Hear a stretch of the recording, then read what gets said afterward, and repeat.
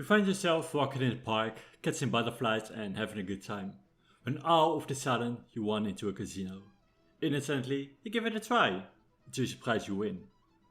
And you keep going, and you keep on winning, and winning, and winning! You get there to go all in. What could go wrong? To pay a debt, you must work for the devil. Do awful things just to save yourself from the consequences of your addiction. Sounds fun! Let's play!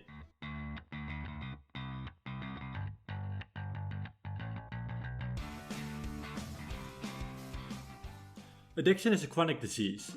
It actually changes your brain chemistry, just like my brain chemistry changes if you press the subscribe button. Addiction is defined as the need to a certain substance or performing an activity despite negative or harmful consequences. The problem with this definition is that the people who are addicted usually don't notice the negative consequences, especially at the start, and don't see the problems that the people around them see. People with, for example, a gambling addiction may say, "Oh, I have the money, I can spend it, so it's okay if I lose it." And while it might be true, and maybe they are very responsible and just doing it because it's fun, they could also have an egocentric bias, which has many forms, but basically means that they tend to rely too much on their own perspective and ignore anything that denies their own view. There are two different types of addiction, substance and non-substance, but they both have the same effect. They both activate the reward system in your brain. The addiction rewards you with dopamine and serotonin, which produce the feeling of pleasure. Symptoms of addiction vary from person to person and based on the substance or activity, but in general, signs include the inability to stop. This can happen when someone is at a point where they try to stop, but notice that the urge to continue is stronger. For example, they feel very stressed or get a headache or even fall ill. Increased tolerance. After playing into the addiction for too long, your brain will need more and more of it to get a feeling of pleasure from it. This could even become deadly if it involves drugs, where people can overdose if they use too much. Intense focus on a substance or activity. This is focused on a craving people have. They become pathologically obsessed with the substance or activity. They can't stop thinking about it and they really want to use it. Lack of control. They may feel like they've lost complete control over their substance use or activity and often feel helpless. They may often feel guilty, depressed and or overwhelmed by the addiction and how much it impacted their lives. Personal problems and health issues. Addiction impacts all aspects of their lives. They struggle to fulfill their responsibility at work, school or at home. And despite knowing they are slacking and might even want to do better, they aren't able to stop. Withdrawal. People with addiction may experience emotional and physical withdrawal symptoms when they stop using. For example, they start shaking, sweating or vomiting. They may be overly anxious or irrational. So how does an addiction come to be? People are biologically motivated to seek rewards. Often these rewards come from a healthy behavior. For example, when socializing, hanging out with friends, spending time with your loved ones. Your body releases a chemical called dopamine, which makes you feel pleasure. It becomes a cycle. You seek out these experiences because they reward you with a good feeling. Substances and certain activities send loads of dopamine through your brain, but instead of motivating you to do the things you need to do to survive, like eating, working, like it usually does, massive dopamine levels like this can have damaging effects on your thoughts, feelings and behavior. This can create an unhealthy drive to seek more pleasure from the substance or activity and less from healthier activities. Over time, the habit changes your brain chemistry, and this process is called neuroplasticity.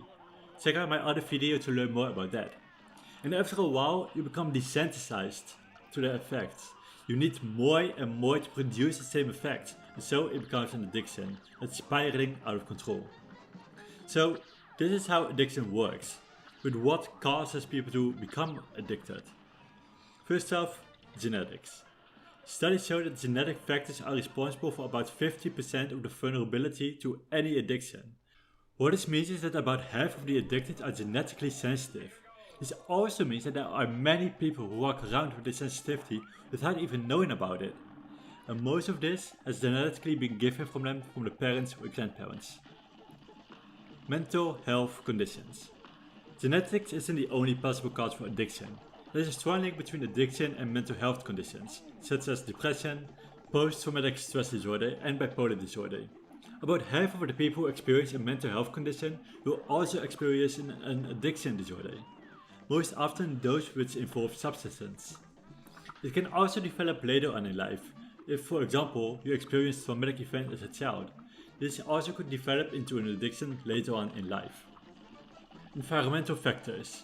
The people around you and the places you find yourself in can also play a significant role in developing an addiction.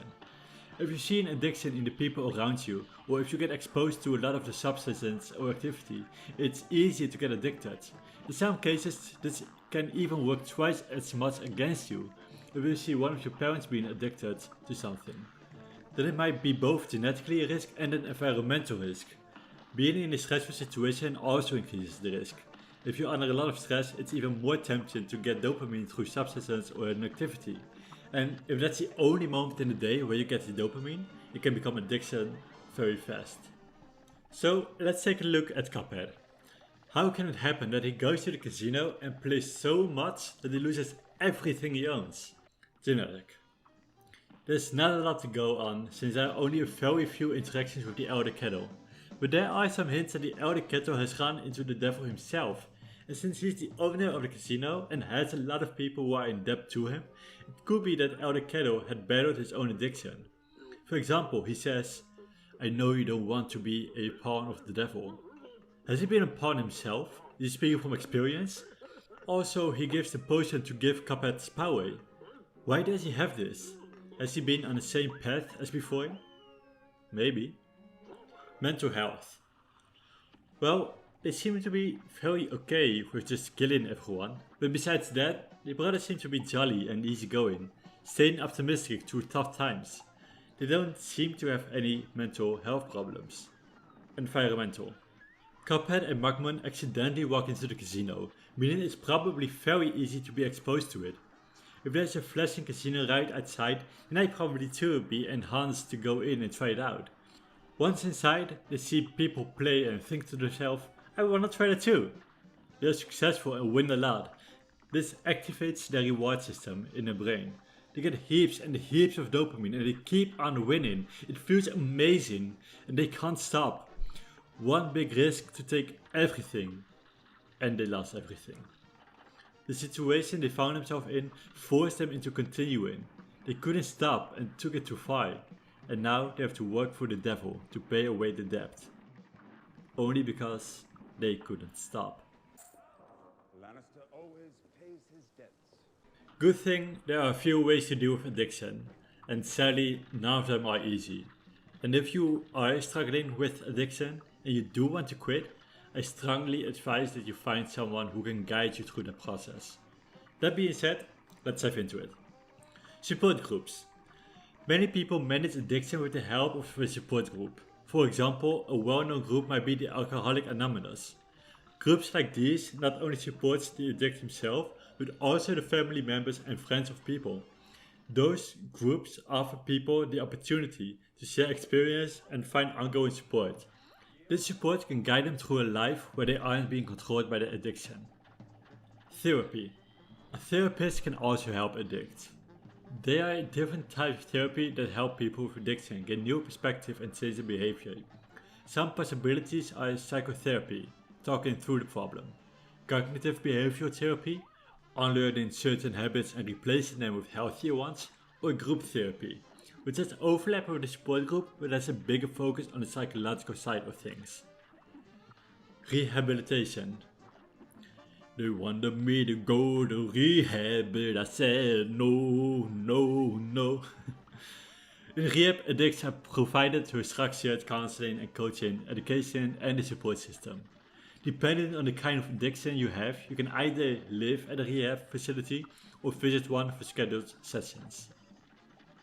Medication. To lower the craving of the addiction, an addict can also take certain medications. They can reduce urges, cravings and ongoing withdrawal symptoms. A bad influence of this might be that you become dependent on the medication. Hospital management. If you want to quit a certain substance addiction, it can create extreme withdrawal, which can be dangerous. To guide the addict through this process, there are special hospital units that can help them through it. They monitor you, provide therapy, and care for you while you're going through your withdrawal. Good thing there are steps you can take to lower the risk of developing an addiction. First, it's good to be aware of your family's history with addiction.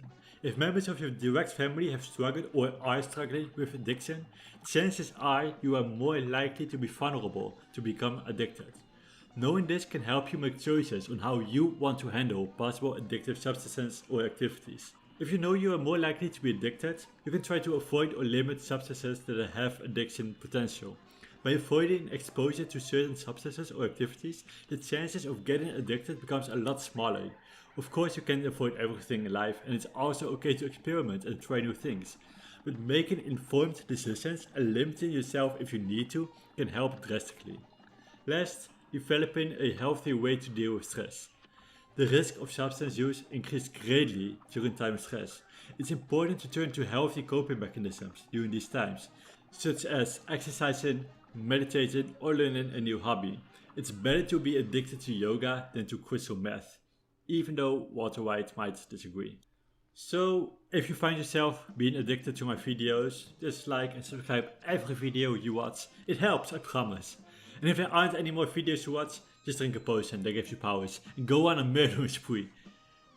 In game, of course.